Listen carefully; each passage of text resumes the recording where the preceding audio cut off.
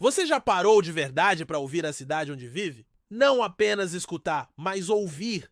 Prestar atenção aos sons que te cercam do momento em que acorda até quando tenta dormir? Há sempre algo vibrando, martelando, chiando, tocando, gritando. Motores, buzinas, passos, sirenes, obras, vozes, músicas, alarmes, televisões ligadas, cães latindo, vizinhos falando alto, máquinas funcionando, propagandas e mais motores. O barulho parece estar por toda parte, como um pano de fundo que a gente aprende a ignorar, mas que nunca deixa de estar ali. E a pergunta que poucos fazem é: por quê?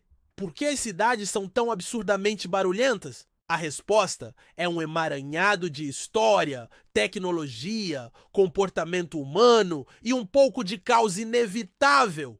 Tudo começou com o simples fato de que a civilização é barulhenta por natureza.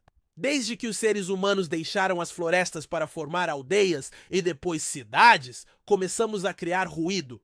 Martelávamos pedras, construíamos casas, domesticávamos animais. Mas foi com a Revolução Industrial que o barulho urbano se tornou um monstro. As fábricas surgiram com suas engrenagens metálicas, suas caldeiras e seus trabalhadores apressados. Depois vieram os trens, os bondes, os carros, os aviões. Cada avanço tecnológico parecia ter uma consequência sonora.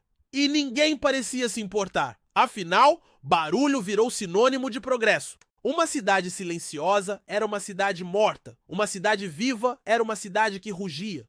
Hoje a situação saiu de controle. A urbanização desenfreada fez com que milhões de pessoas fossem empilhadas, umas sobre as outras, em bairros apertados, cercadas por avenidas, comércio, sistemas de transporte e indústrias. Cada uma dessas partes gera som, e o som se soma. A cidade moderna se transformou num organismo gigantesco e hiperativo, com cada célula emitindo algum tipo de ruído, em ciclos que nunca param. De dia, os carros e as construções. De noite, os bares, os ônibus noturnos, as entregas. Até a madrugada tem seu próprio som. O caminhão do lixo, o zumbido dos postes, o apito de algum sistema de segurança. Mas o mais curioso é que nós mesmos colaboramos com esse caos sonoro, muitas vezes sem perceber. Quando alguém liga uma música alta na rua, está tentando abafar o barulho que já está ali, e acaba adicionando mais barulho à mistura. É como se todos estivéssemos tentando criar uma bolha sonora própria dentro de um oceano de ruído coletivo. E isso vira um ciclo vicioso. O vizinho aumenta o volume da TV porque tem uma obra do lado. O motorista buzina porque o trânsito não anda. O pedestre grita no celular porque os carros fazem muito barulho.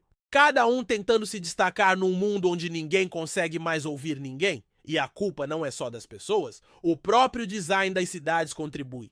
Ruas estreitas com prédios altos criam verdadeiros corredores de eco. A falta de vegetação reduz a absorção natural do som. Os materiais usados em calçadas, muros e fachadas muitas vezes refletem ruídos em vez de abafá-los. E a ausência de planejamento acústico faz com que escolas, hospitais e áreas residenciais fiquem lado a lado com avenidas movimentadas e centros comerciais. Não se pensou no som, só no espaço. Além disso, vivemos na era da superestimulação. A publicidade sonora é uma praga moderna, são carros de som, lojas com caixas na porta, metrôs com anúncios falados, aplicativos que emitem notificações sonoras a cada minuto. Estamos cercados por estímulos que exigem nossa atenção e quase sempre usam o barulho como ferramenta. E aí, mesmo quando há silêncio, o cérebro já está condicionado a esperar o próximo som. É como um vício invisível. O silêncio se tornou desconfortável, intolerável. A ausência de som agora parece um vazio que precisa ser preenchido.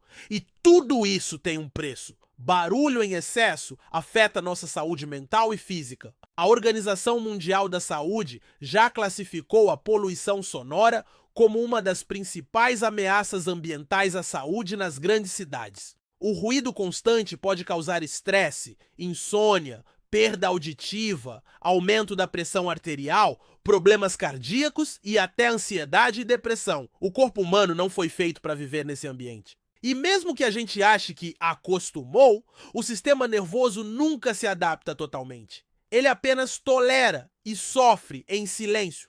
A cidade barulhenta também rouba algo precioso: a escuta. O poder de ouvir com atenção, de perceber os detalhes, de entender os outros. Num ambiente ruidoso, a comunicação se torna mais difícil, as relações ficam mais curtas, os diálogos mais apressados, a paciência mais rara, e tudo isso nos afasta, não apenas do outro, mas de nós mesmos. Porque o silêncio também é introspecção, é pausa, é reflexão, e na cidade de hoje essa pausa virou luxo. Mas será que dá para mudar? Algumas cidades do mundo estão tentando. Criam zonas livres de ruído, limitam buzinas, aplicam multas por barulho excessivo, projetam espaços com isolamento acústico, investem em transporte mais silencioso, colocam árvores como barreiras sonoras naturais. São passos pequenos, mas que mostram que sim, existe uma forma de viver com menos barulho sem abrir mão da vida urbana. O problema é que na maioria dos lugares isso ainda não é prioridade.